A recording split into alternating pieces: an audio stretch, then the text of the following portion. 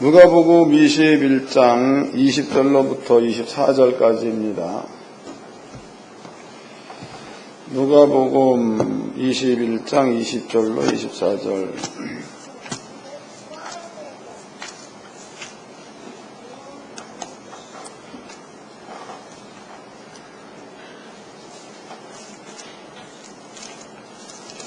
누가복음 21장 20절로 24절까지 다같이 한 목소리로 합독하도록 하겠습니다. 시작. 너희가 예루살렘의 군대들에게 에워싸이는 것을 보거든 그 멸망이 가까운 줄 알라. 그때 유대에 있는 자들은 산으로 도망하며 성내에 있는 자들은 나갈지며 촌에 있는 자들은 그리로 들어가지 말지어다. 이날들은 기록된 모든 것을 이루는 형벌의 날이니라. 그날에는 아이 된 자들과 젖먹이는 자들에게 화가 있으리니 이는 땅에 큰 환난과 이 백성에게 진노가 있겠음이로라. 저희가 칼날에 죽임을 당하며 모든 이방에 사로잡혀 가겠고 예루살렘은 이방인의 때가 차기까지 이방인들에게 밟히리라. 아멘. 여러분께 들려드린 말씀의 제목은요, 아이 된 자와 젖먹이는 자들에게 임할 재앙이 제목입니다. 다시 읽어드리겠습니다.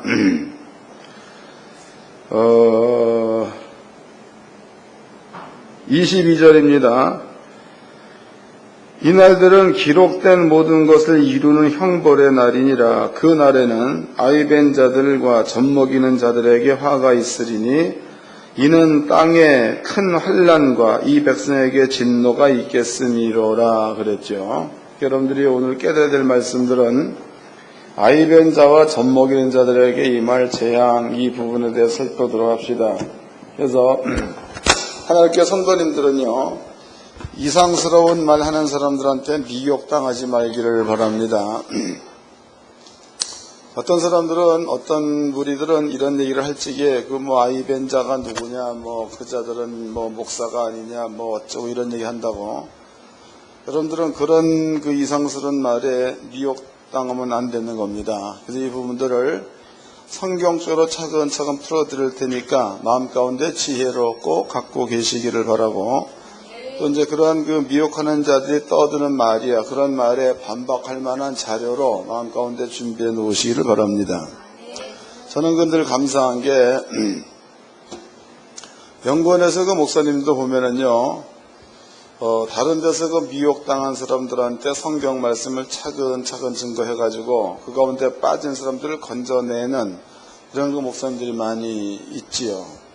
또 이제 우리 성도님들도 보면은 언젠가도 그 성도들의 가정마다 다른 이론을 가진 사람들이, 성경 말씀이 아닌 것들을 가진 사람들이 방문을 해가지고 그렇게 이제 미혹을 했던 그런 적들이 있었던 줄로 압니다. 여러분들이 하나님 말씀을 통해서 잘못된 부분들을 이렇게 구별해내서 그런 데에 흔들리지 않았다는 거, 아버지 앞에 너무 감사한 일입니다. 또 성경에 분명 그 마지막 때가 되면 귀신의 가르침이란 말이죠. 귀신의 가르침. 많은 사람들이 미혹당해가지고 귀신의 가르침을 쫓는 그러한 자들이 많이 발생된다는 겁니다. 여러분들은 성경 말씀을 깊고 넓게 알아가지고 그런 그 미혹된 데 한 명도 빠지지 말기를 주님의 이름으로 축원합니다. 예수님께서 이제 십자가에 달려 들어가실 때가 얼마 남지 않았습니다. 십자가에 달려 죽은 것은 마태복음, 누가복음 24장에 예수가 죽었죠. 그 다음에 이제 누가복음 23장에 마지막 기도를 예수가 합니다. 예수님께서 누가복음 21장에 제자들을 모두 앉혀놓고 하시는 얘기가, 이거는 예루살렘에 관한 이야기입니다. 예루살렘 성이 군대들에게 에워싸이는 것을 보거든 너희는 산으로 도망하려는 거죠. 그 다음에 이제 촌에 있는 사람들은 성 안으로 들어오지 말라 그랬죠. 이 날은 형벌의 날을 이루는 날 그랬단 말이에요. 형벌의 날을 이루는 날. 읽어드리겠습니다. 23절입니다. 그 날에는 아이 벤 자들과 젖 먹이는 자들에게 화가 있으리니 이는 땅에 큰 환난과 이 백성에게 진노가 있겠음이로라 해서 여기서 얘기한 이 백성은 이스라엘 민족을 두고 한 말입니다. 이 백성에게 진노가 있을 것이다. 이런 얘기를 했습니다. 그럼 과연 예수님께서 이 말을 할 때에는 어떤 의미에서 이 말을 하고 있는가? 이런 부분들을 한번 성경적으로 살펴보도록 하자고. 하나님께서 예수님을 땅에 보낼 때에는요, 성전을 옮기고 있죠. 성전. 그러니까 모세 시대입니다. 모세 시대에는 성막입니다. 성막을 짓게 하시고 하나님께서 성막에 임재하셨다고. 임재. 솔로몬 시대입니다. 솔로몬 시대에는 성전이지요. 성전 안에 아버지가 임재해 계셨습니다. 예수 시대입니다. 예수 시대에는 눈으로 보이는 성막 부신다고 그랬죠. 성전도 부신다고 그랬습니다. 그리고 성경에는 이 성전을 헐어라. 내가 3일 만에 세우겠다. 그래서 예수님 시대에서의 성전은 성경에 보니까 예수님 당신이 성전이다. 이렇게 표현하고 있습니다. 예수님이 성전이다. 읽어보겠습니다. 누가복음 21장 접어놓으시고 요한복음입니다. 요한복음 2장입니다. 요한복음 2장 19절서부터 읽겠습니다. 요한복음 2장 19절. 예수께서 대답하여 가라사대 너희가 이 성전을 헐라 내가 사흘 동안에 일으키리라. 유대인들이 가로되 이 성전은 46년 동안에 지었거늘 내가 3일 동안에 일으키겠느냐 하더라. 그러나 예수는 성전된 자기 육체를 가리켜 말씀하신 것 그랬죠. 예수님께서 얘기할 적에 내가 예수님이 하나님께서 임재해 계시는 성전이다 이런 얘기를 하셨습니다. 그 다음에 이제 고린도 전서입니다. 고린도전서 3장 16절을 보면 성도죠. 성도가 하나님께서 임재해 계시는 성전이다 이렇게 설명되어 있습니다. 찾아보겠습니다. 고린도전서 3장입니다. 고린도전서 3장 16절입니다. 16절 이건 다 같이 합독하도록 합시다. 시작. 너희가 하나님의 성전인 것과 하나님의 성령이 너희 안에 거하시는 것을 알지 못하느냐. 그러니까 예수가 오고 난 다음에 성전은 성도가 하나님께서 임재해 계시는 성전이다 이렇게 설명되어 있습니다.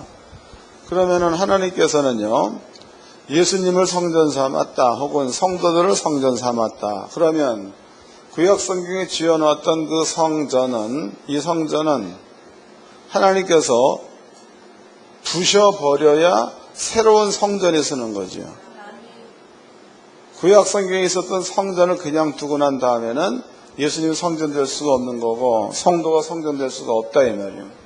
그래서 하나님께서는요 이 성전을 부수기 위해서 혹은 성도들로 성전을 삼기 위해서 하나님께서 택하신 일이 예수를 세상에 보내서 그 예수님에게 어렵더라도 깨달으세요. 그 예수님에게 세상 죄를 짊어지키죠. 세상 죄. 그럼 예수님께서 세상 죄를 짊어졌다라는 그 말의 뜻은요. 세상이라는 것은 천지가 창조될 때서부터 이 세계가 멸망당할 때까지 통틀어 가지고 세상이라고 한다고. 세상입니다. 그 세상 죄를 예수가 짊어지고 죽었다 이렇게 나와 있다고. 그러면 세상 죄를 예수가 짊어지고 죽어버렸으면 구약 성경이야 예수 오기 이전에는 이스라엘족의 죄를 용서받기 위해서는 제물이 필요하죠. 그래서 구약 성경에서는 소 혹은 양, 염소 이런 것들을 위해 민족의 죄를 이 짐승에다가 올려놓고 그리고 이 짐승을 하나님 앞에 잡아서 속죄 제물로 드려버리면 민족의 죄 대신에 짐승이 죽으면 그걸로 하나님께서 민족의 죄를 용서해 주시는 이러한 규례를 정해 놓으신 겁니다. 때문에 솔로몬의 성전이라든가 모세가 세웠던 성막이라든가 여기에서는 이렇게 속죄의 의식을 드리는 행위가 1년에 한 차례씩 꼭 1년에 한 차례씩 꼭 드렸다는 겁니다. 그러면 예수님께서 세상 죄를 짊어지고 예수가 죽어버렸으면 더 이상 죄를 인해서 제사 드릴 필요가 있어요, 없어요? 없어요. 이해가 됐나요? 읽어보겠습니다. 히브리서입니다. 히브리서 10장입니다. 히브리서 10장 14절서부터 읽어드리겠습니다. 하늘교회 성도님들은 몸에다가 머리를 달고 있으니까 생각하시고 들으시고 그렇게 해서 읽을 때에 이해를 좀 하시길 바랍니다. 14절 저가 한 제물로 거룩하게 된 자들을 영원히 온전케 하셨느니라. 또한 성령이 우리에게 증거하시되 주께서 가라사대 그날 후로는 저희와 세울 언약이 이것이라 하시고 내 법을 저희 마음에 두고 저희 생각에 기록하리라 하신 후에 또 저희 죄와 저희의 불법을 내가 다시 기억지 아니하리라 하셨으니 해서 저희의 죄와 저희의 불법을 내가 기억하지 않는다 해서 나는 누구냐면 하나님이 되는 겁니다.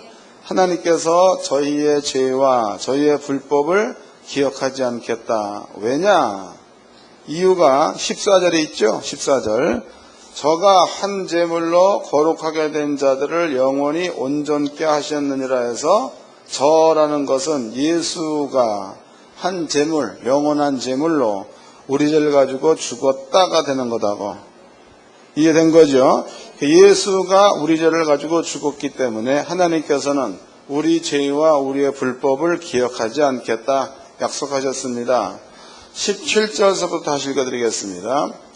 또 저의 죄와 저의 불법을 내가 다시 기억지 아니하리라 하셨으니 18절 이것을 사하셨은즉에서 이것이라는 것은 저희의 죄와 저희의 불법이 되겠죠. 이것을 사하셨은즉 다시 죄를 위하여 제사 드릴 것이 이때 없다 이렇게 설명하고 있다고. 그럼 예수님께서 세상 죄를 가지고 예수님께서 영원한 제사죠. 영원한 속죄죄를 예수님께서 하나님께 드려버렸다고. 그러면 이제 더 이상 세상 죄 때문에 제물 필요 없는 겁니다. 더 이상 세상 죄 때문에 다른 예수가 필요 없는 거지. 예수는 한 번 와서 우리 죄를 가지고 죽었으면 영원한 제사로 예수님께서 하나님 앞에 제물로 드려졌는 줄로 믿으시기 바랍니다. 그러면 이제 성전이라는 것은 이렇게 민족들의 죄를 용서받기 위해서 제사가 드려지는 장소가 성전인데 예수님께서 세상 죄를 짊어지시고 속죄제, 영원한 속죄제를 예수가 들어버렸으면 더 이상 성전에서는 제사 드릴 필요가 없다는 거죠. 그러므로 성전이 필요가 있는 거예요, 없는 거예요? 필요가 없죠. 필요가 없다 이 말이에요. 필요가 없으니까 이때부터는 성도가 하나님이 거하시는 성전이 됐다. 이 말을 바꿔 얘기하면 성도들을 하나님이 처소로 삼았다. 읽어보겠습니다. 요한복음입니다. 14장입니다. 요한복음 14장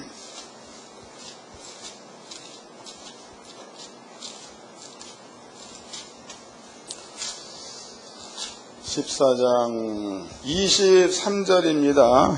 요한복음 14장 23절 예수께서 대답하여 가라사대 사람이 나를 사랑하면 내 말을 지키리니 내 아버지께서 저를 사랑하실 것이요 우리가 저에게 와서 거처를 저와 함께 하리라. 그러니까 하나님께서 우리 속에 오셔가지고 우리를 처소 삼았다 이 말이죠. 바꿔 얘기하면 우리를 성전 삼았다 이런 뜻이기도 합니다. 그러면 이제 구약으로 보면은요 예수가 땅에 왔습니다. 왜냐? 우리를 성전 삼기 위해서. 예수가 땅에 왔다. 아버지께서 예수를 성전 삼고 왔다. 그러면 예수 이전에 있었던 일들이야. 이런 일들은요 예수가 세상 죄를 가지고 죽어서 영원한 속죄제로 예수가 드려졌기 때문에 더 이상 구약 성경에서는 죄를 위해서 제물이 필요가 없다는 거고, 또 제물이 없다는 얘기는 성전에서 제사 드릴 이유가 없어지는 거죠. 그러므로 성전이 그때부터는 없어졌다 이 말이에요. 예수님께서 요 무렵에 말씀하시기를 때가 이르면 이 백성, 그러면 율법이 적용됐던 이스라엘 민족이야. 이 백성에게 이러이러한 화가 임할 거다. 그 화는 뭐냐? 그 화는 아이벤 자와 젖먹이는 자한테 화가 있으리로다. 이런 말을 썼죠. 그 다음에 이제 예루살렘 성을 예수님께서 지목하시고, 그때가 되면 예루살렘이 군대들한테 에워싸이는 것을 보게 되면 성 안에 있는 자들은 바깥으로 도망하려는 거죠. 그러니까 예루살렘 성이 군대들한테 에워싸일 때에도 도망가면 된다는 거예요. 그 다음에 성 바깥에 있는 자들은 다시 예루살렘 성 안으로 들어오지 말라. 이때는 주님께서 율법에 얘기해 놓으신 형벌을 몽땅 이루는 날이라는 거죠. 그 형벌은 이방인이 아닌 이스라엘 민족한테 이루는 날이다. 이런 뜻이 되는 겁니다. 이거 기억해 놓으세요. 그 다음에 율법입니다. 율법이라는 것은 하나님께서 이스라엘민한테 지키라고 정해놓은 법이야, 법.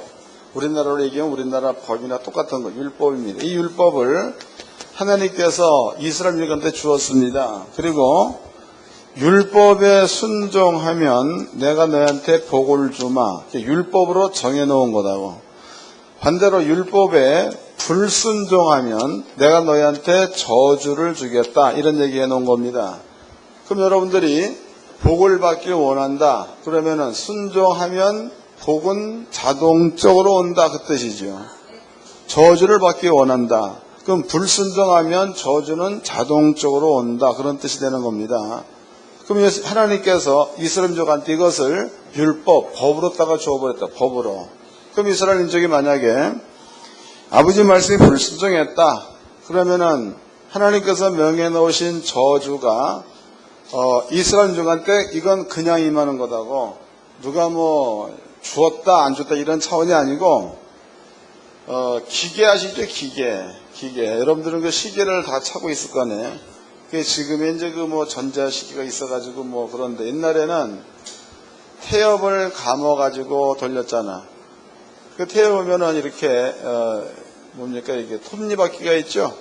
요게 이렇게 돼 있어가지고 태엽만 감아 놓으면은 이게 서로 맞물려서 저절로 돌아가서 시계 바늘이 갈 수 있도록 그렇게 해놓은 겁니다.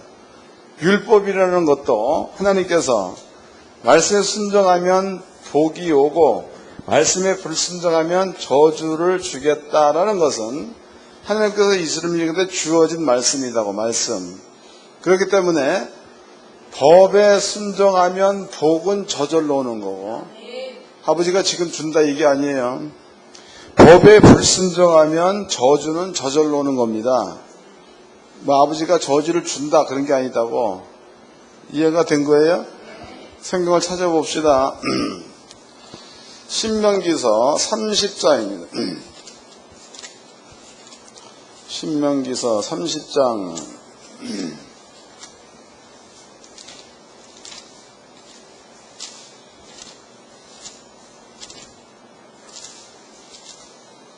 여러분들은 복받기 위해서 기도를 많이 해야 돼? 순종을 많이 해야 돼?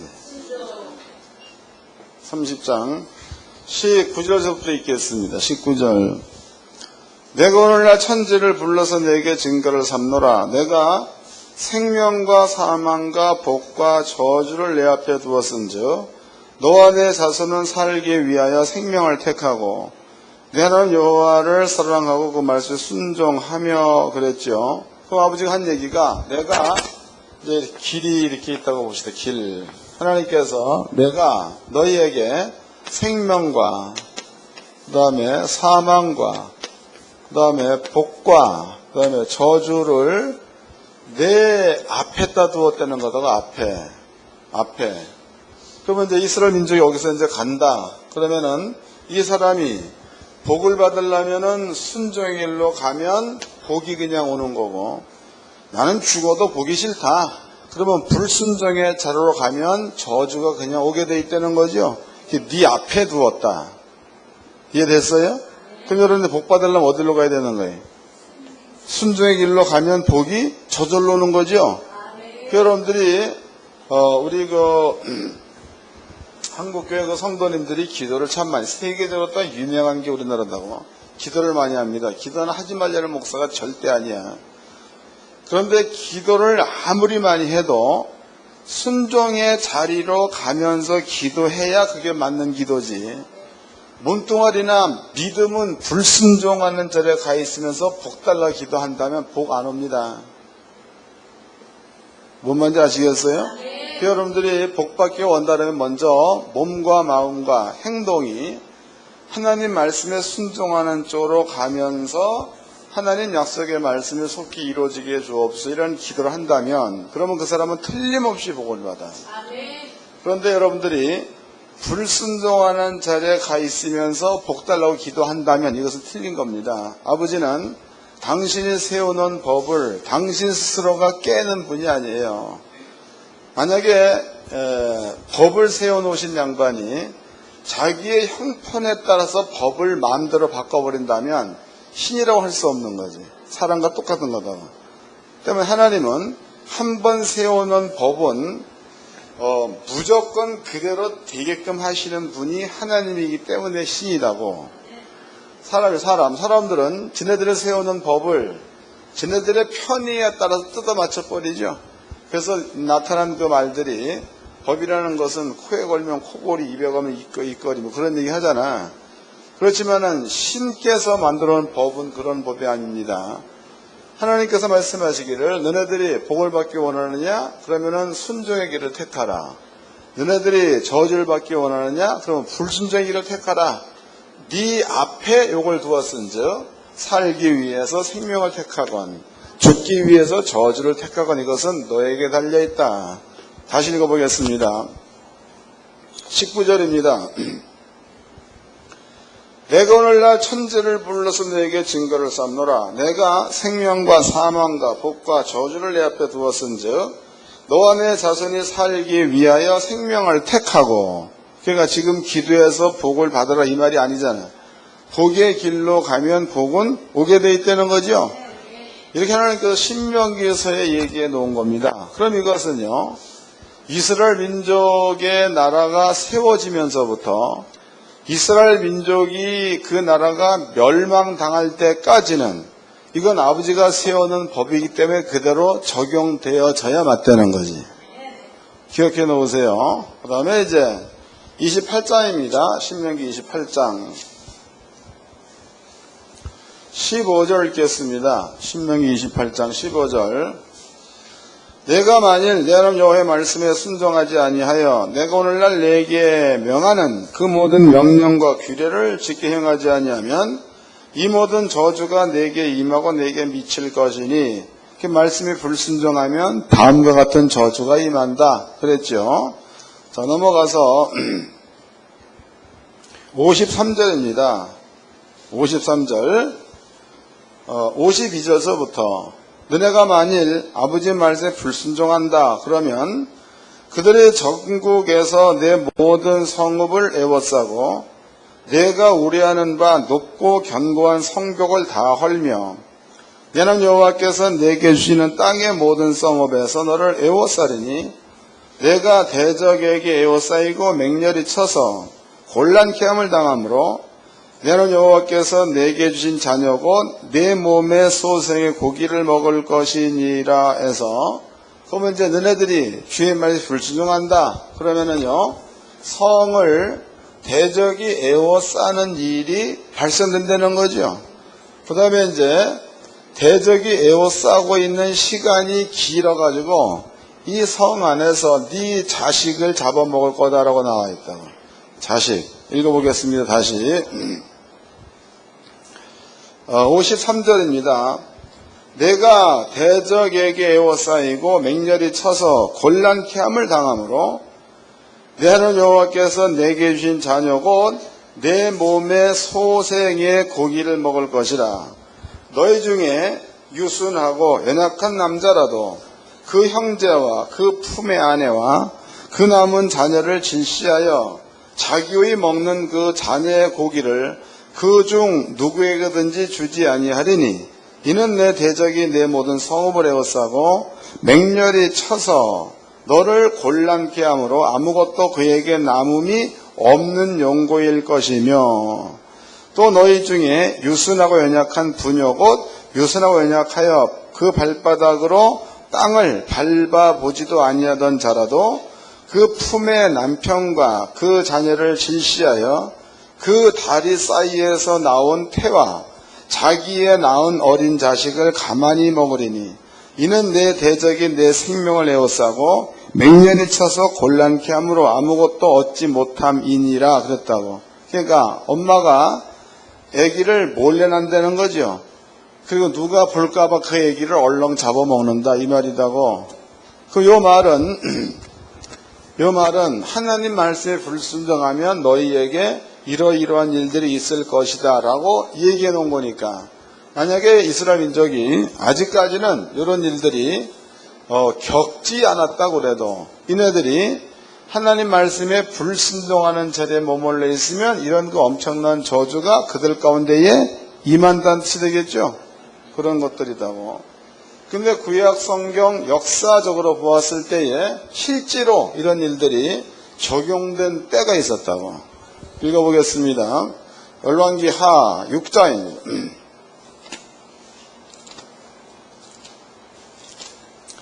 열왕기 하 6장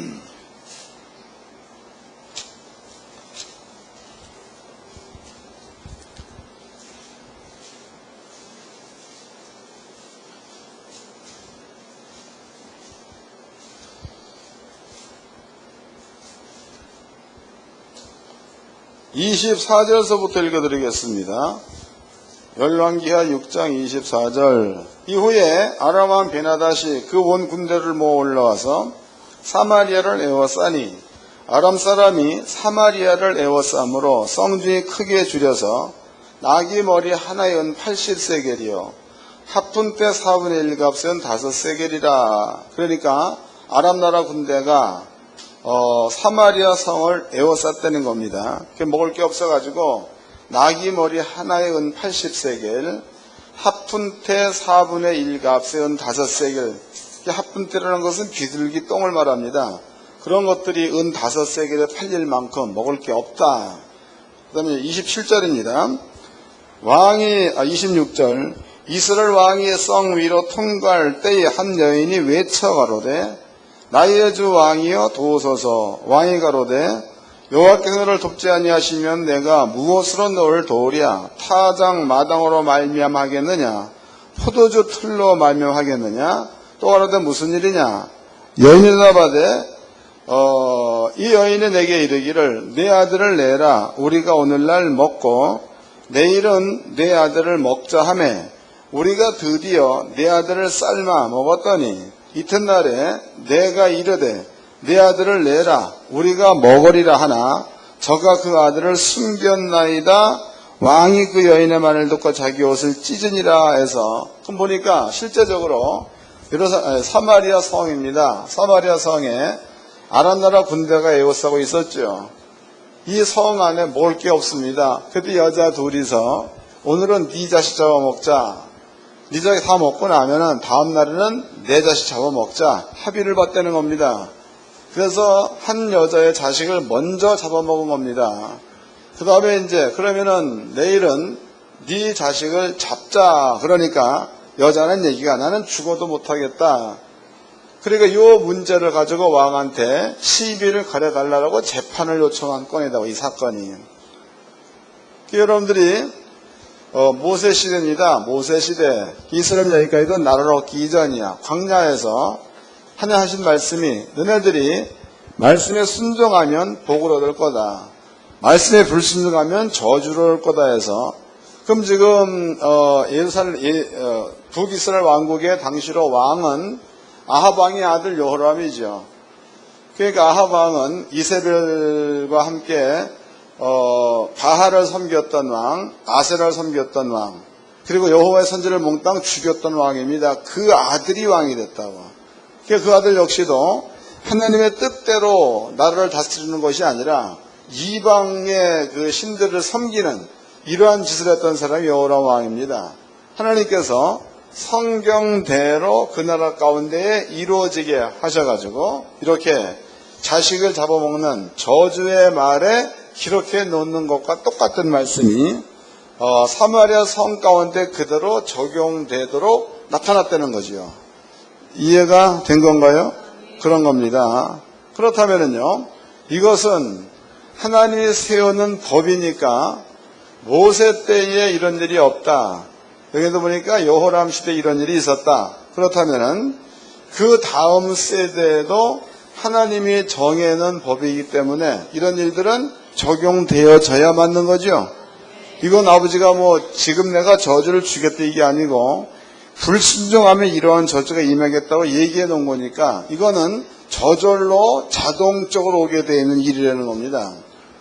그렇다면 이제 예수님 당시야, 그 당시에 이스라엘 사람들의 상태가 어떤가 이걸 보도록 합시다. 예수님 당시 로마서입니다. 로마서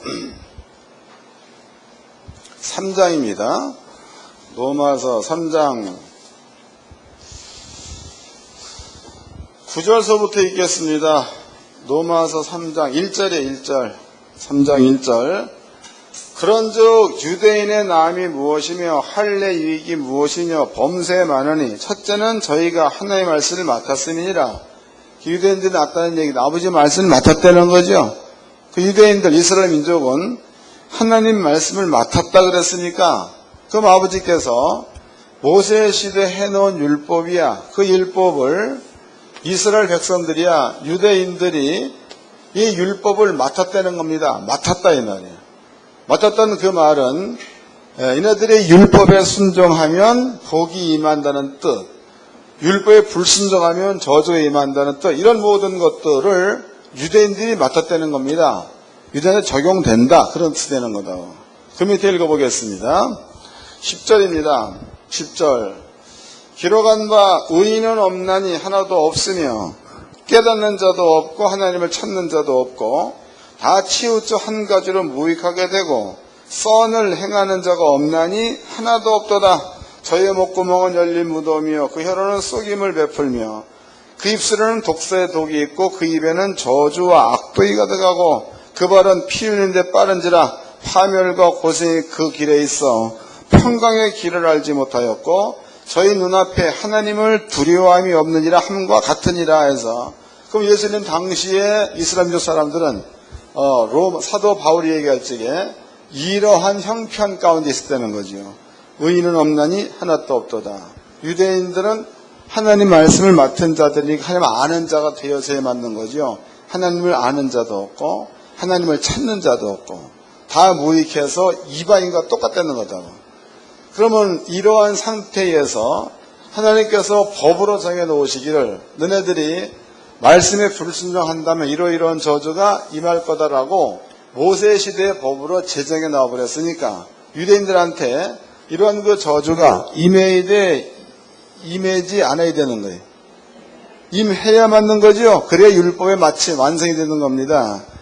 예수가 하시는 말씀이 이제는 조금 있다 예수가 십자가에 죽을 거죠. 그때 하시는 말씀이 예루살렘을 보고 얘기합니다. 예루살렘아 예루살렘아 그리고 우셨죠. 내가 무너져서 돌 위에 돌 하나도 천놓이지 아니하리라. 예루살렘 멸망을 예고하셨습니다. 그리고 성전이 몽땅 무너질 것도 예견해 놓으신 거죠. 그 다음에 쓰고 있는 말이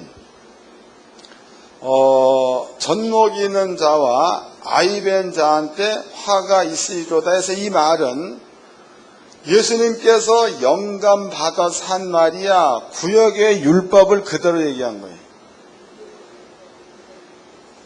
이해가 됐죠?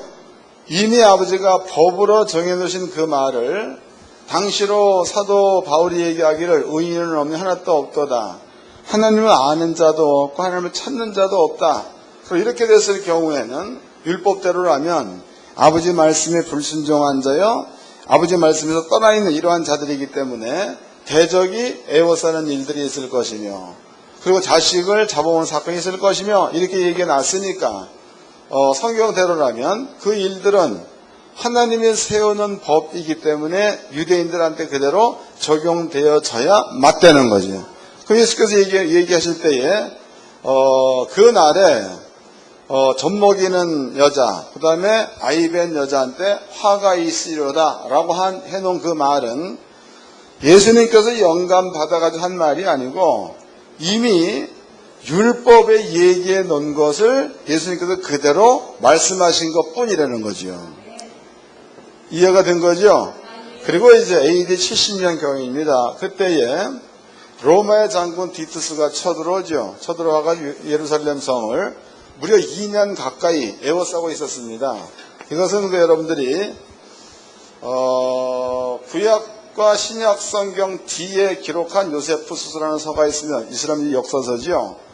그 책을 보게 되면 이때에 성 안에 이름이 마리아라는 여자가 있었다고. 마리아.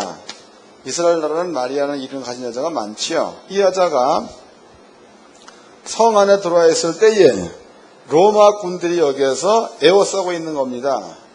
그리고 이제 그것도 하루 이틀이 아니라 무려 1년 6개월 가까이를 에워싸고 있었다 이 말이에요.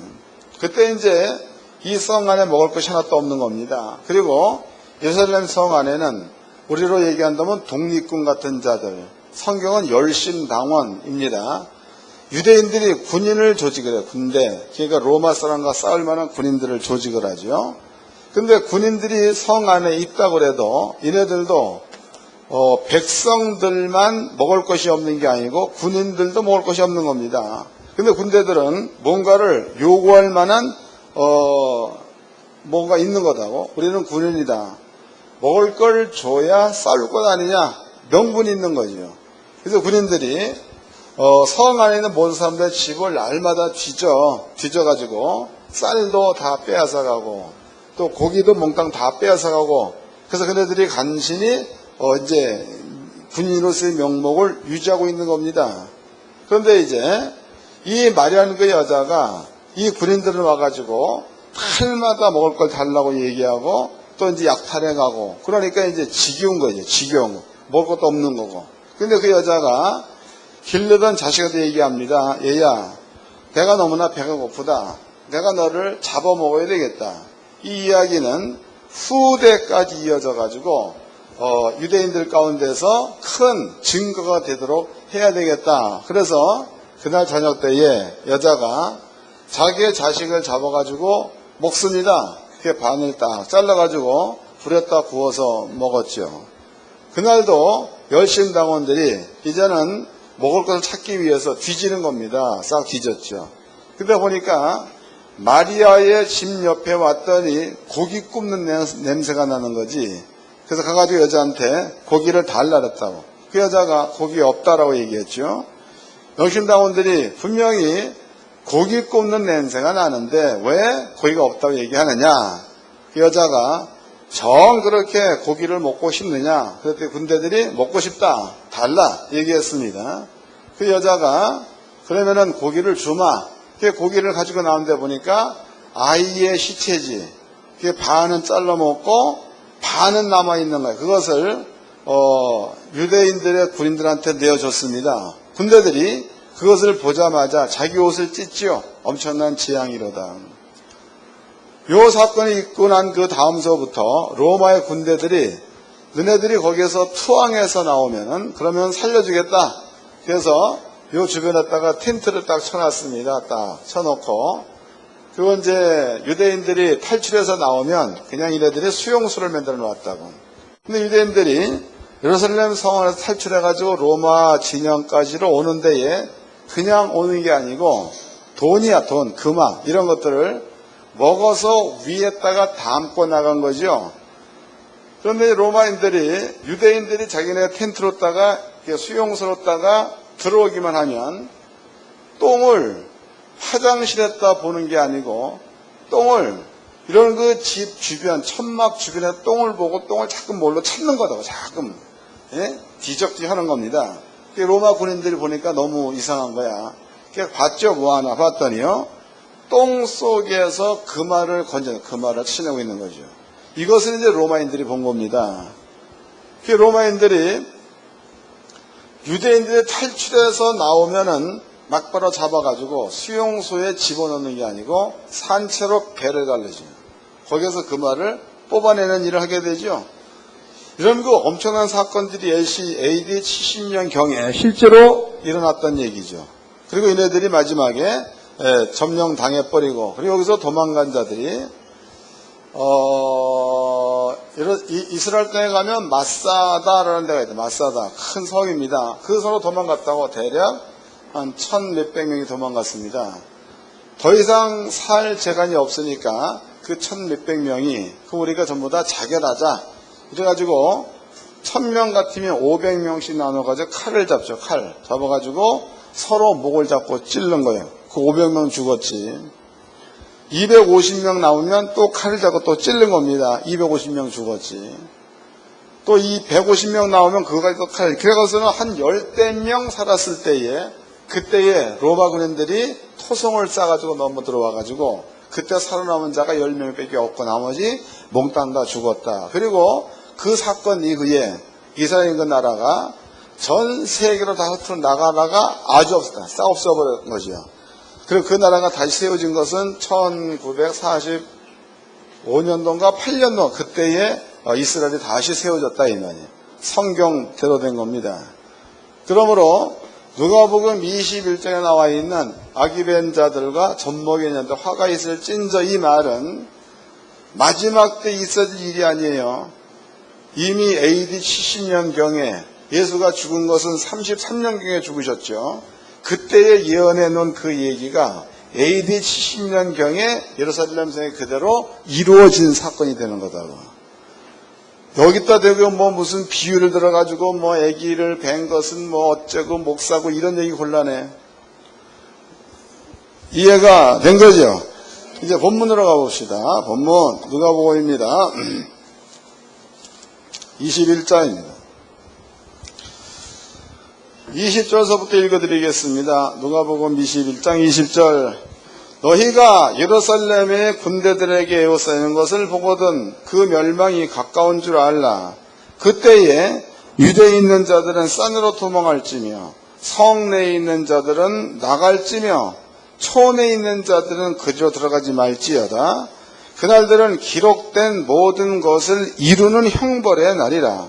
그날에는 아이벤 자들과 젖먹이는 자들에게 화가 있으리니 이는 땅에 큰 환난이 이 백성에게 진노가 있겠음이로다 그랬다고. 이해가 됐죠? 그래서 이 사건은 실제적으로 여러분들이 그 요세푸스서를 보게 되면 유대 전쟁사 2권에 나와 있어. 그래서 제가 이제 그 목사님들한테 이것을 복사해서 준 적이 있는데 이건 실제로 역사적으로 기록되는 내용들입니다. 그 다음에 이제 24절입니다. 저희가 칼날에 죽임을 당하며 칼날에 죽임을 당하고 그 다음에 모든 이방에 사로잡혀 가겠고 예루살렘은 이방인의 때가 차기까지 이방인들에게 밟히리라 그랬다고. 그러면 이제 예루살렘의 멸망이 예언되어 있는 겁니다. 15절입니다. 25절. 1월 성신에는 징조가 있겠고 땅에서는 민족들이 그랬으니까 이 백성이 아니고 민족들 그랬으니까 전 세계 사람들을 두고 한 말이죠. 이해가 되시는 거예요? 여기에서 구분을 해야 되는 겁니다. 20절서부터 23절까지입니다. 거기에는 23절을 읽어드리겠습니다. 그 날에는 아이벤 자들과 젖먹이는 자들에게 화가 있으리니 이는 땅에 큰 환난과 이 백성에게 진노가 있겠음이로다 해서 이 백성은 한 백성을 말하는 거다고. 그 밑에 보면 25절입니다. 1월 성신에는 징조가 있겠고 땅에서는 민족들이 바다와 파도의 우는 소리로 인하여 혼란 중에 곤고하리라 해서 여기에는 민족들이라는 말을 썼다고. 그 민족들은 세계 전체를 다 두고 하는 말이죠. 다. 또 읽겠습니다. 26절.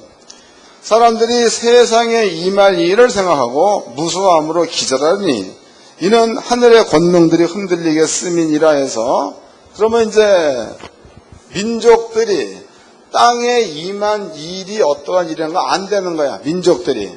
대표적인 예로 몇 년 전에 일본에 쓰나미가 왔습니다. 쓰나미. 그럴 때에 해변가에 있는 사람들은 그런 것들을 오는 것을 뻔히 보고 있으면서도 그 재앙 가운데 몽땅 다 들어간 사건이 있었다고. 이거 실제 사건이죠. 그런데 여러분들이 학자들이 북극에 얼음이 녹는다, 남극에 얼음이 녹는다, 기후가 이상스럽게 돼가지고 국직성 호우가 온다. 우리나라 같은 경우에도 지금 그 36도는 우습게 올라가지 않습니까? 이런 것들은 적도 지역에 있어야 될 날씨인데 지금 우리한테 임하고 있는 거다. 그럼 이런 것들은 이론적으로 닥칠 것들을 전부 다 알아. 전 세계적으로 다 아는 겁니다. 그런데도 이런 그 자연 재앙은 막을 방도가 없는 거죠. 읽어봅시다. 다시 25절입니다. 1월 성신에는 징조가 있겠고 땅에는 민족들이 바다와 파도의 우는 수를 인하여 혼란 중에 곤고하리라. 사람들이 세상에 임할 일을 생각하고 그 앞으로 무슨 일이 있을 것이다를 사람들이 다 안 되는 거야 생각하고 무서워함으로 기절하리니 이는 하늘의 권능들이 흔들리겠음이니라. 그때 사람들이 인자가 구름을 타고 능력과 큰 영광으로 오는 것을 보리라 했으니까 24절 25절서부터 28절까지의 내용은 이 세상 끝날에 있어질 일에 대해서 얘기해 놓은 거고, 그 다음에 이제 20절서부터 24절까지 내용은 이스라엘 민족의 멸망에 관한 것들을 얘기해 놓은 거다 그 말이야. 이해가 된 거죠? 여러분들은 예수를 믿는 믿음을 가지고 있으면 여러분들 대신에 예수가 죽었다는 그 말은 예수님께서 여러분들 대신에 심판을 받았다는 뜻이다고. 이런 일이 있다고 그래도 여러분께 이러한 재앙은 임하지 않는 줄로 믿으시기 바랍니다. 읽어보겠습니다. 요한복음, 성경에 직접 해놓은 이야기죠. 요한복음 3장입니다.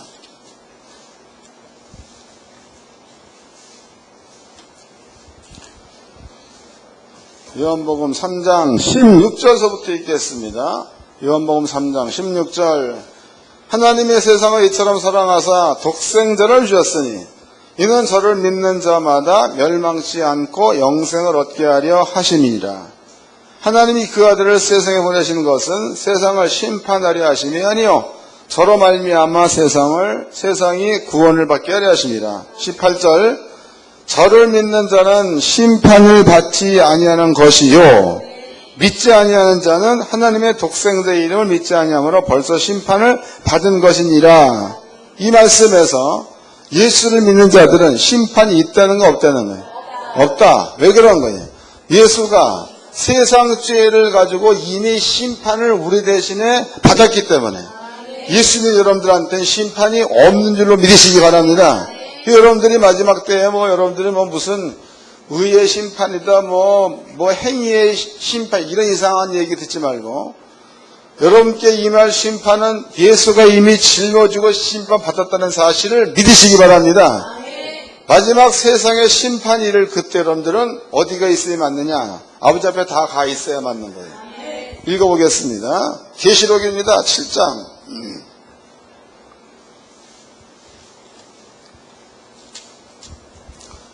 요한계시록 7장, 여기 이제 14만 4천 명에 대한 얘기가 나오죠. 7장 5절서부터 읽겠습니다.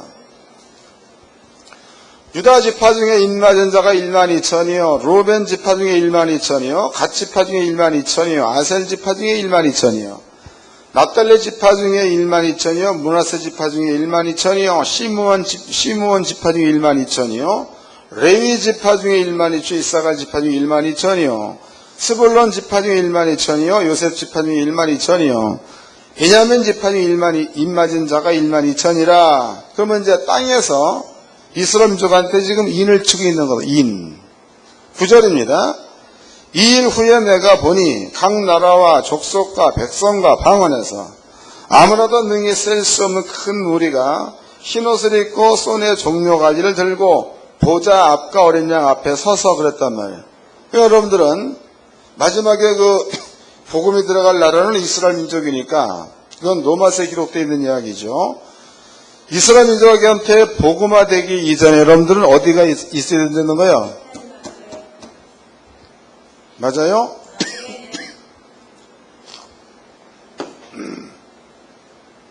이스라엘 민족한테 복음이 들어가서 하나님께서 성령으로 인칠 때입니다. 그때에 여러분들은 하나님 앞에 전부가 다 가 있어야 돼. 가 있어야 돼. 그때 여러분들이 주책 없이 뭐 난도 입 맞아야 된다 그러고 퍼질러 앉았으면 안 되는 거예요. 아셨죠? 지금 어떤 사람도 보면 그래. 뭐 임 14만 4천 인 가운데 들어와야 된다 이런 헛소리하고 앉았어. 여러분들은 머리가 있으면 1분만 생각해봐. 1분만. 예수가 죽은 지가 AD 33년 전에 예수가 돌아가셨죠. 그리고 지금까지 2013년이면은 약 2000년이 지났어요. 2000년. 그럼 2000년 동안에 예수 믿는 자의 무리가 14만 4천 명밖에 안 되겠느냐고. 머리가 나빠도 어쩜 그렇게 나쁜 거예요. 여러분들은 14만 4천 명 입 맞으려고 애쓰지 말고 땅에서 유대인들, 이스라엘 민족한테 인을 칠 때 여러분들은 이미 아버지 보좌 앞에 가 있어야 한다는 것을 좀 믿고 평강을 누리시기 바랍니다. 왜 그런 거예요? 심판을 예수가 받았기 때문에. 여러분께 심판이 없어야 맞는 거죠? 그럼 심판 안 받으려면 아버지 앞에 가 있어야 안 받는 거 아니에요? 다시 읽어드리겠습니다. 깨달으시기 바랍니다. 8절입니다. 스불론 지파 중에 12,000이 요셉 지파 중에 12,000이요. 베냐민 지파 중에 12,000이라. 9절 이 일 후에 내가 보니 각 나라와 족속과 백성과 방언에서 아무라도 능히 셀 수 없는 큰 무리가 흰옷을 입고 손에 종려가지를 들고 보좌 앞과 어린 양 앞에 서서 큰 소리로 외쳐 가로되 구원하심이 보좌 앉은 우리 하나님과 어린 양에게 있도다 그랬단 말이에요. 그러니까 땅에서 인칠 때에 많은 세계의 사람들은 아버지 나라 다 들어가 있다 이 말이죠. 로마서를 보겠습니다. 이제 로마서 바울이 해놓은 말입니다. 13장에 나타나 있죠. 로마서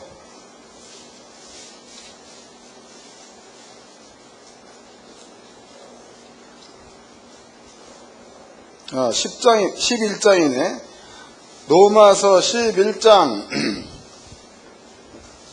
25절서부터 읽어드리겠습니다. 로마서 11장 25절 사도 바울이 한 말입니다.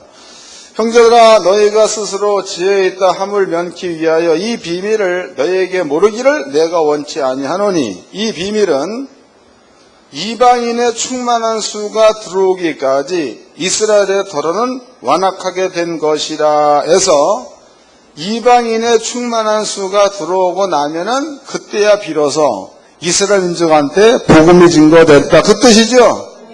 그 뜻이다고. 여러분들이 주책 없이 14만 4천 명 가운데 들어가야지만 구원 받는다는 개념을 갖는다거나 또 14만 4천 명 가운데 들어가려고 노력을 한다거나 우리 교회에서 나가. 아셨어요? 그리고 지 마음대로 댕기다 가서 인받으라고. 여러분들은 예수가 여러분들의 죄를 가지고 죽었다는 얘기는 내 대신에 예수가 심판을 받은 거다고. 그 사실을 100% 믿으시기를 바랍니다. 그리고 이스라엘 민족 가운데에 인칠 때에 여러분들은 아버지 보좌 앞에 다 가 있어야 되는 거예요. 그래야지 뭔가 좀 예수님들이 살판나는 거지. 이거 허구한 날 14만 4천 명 가운데 들어가려고 노력을 한다면은 불안해서 살겠습니다. 여러분들은 이제 누가복음 21장 말씀을 통해서 젖먹이 있는 자와 아이벤 자한테 재앙이 임하는데 뭔 뜻인가 이런 것들을 배웠습니다. 그 다음에 그런 어려운 일들이 있기 전에 여러분들은 이미 아버지 나라 가 있는 사실도 배웠습니다. 그 사실을 성경 말씀은 하나님 말씀입니다. 하나님 말씀으로 그대로 믿으셔가지고 마지막 때에 주 안에서의 평강과 안식을 누리는 복받은 자들 되기를 주의 이름으로 축원합니다. 옆 사람과 인사 좀 합시다. 안식을 누리면서 행복하게 삽시다.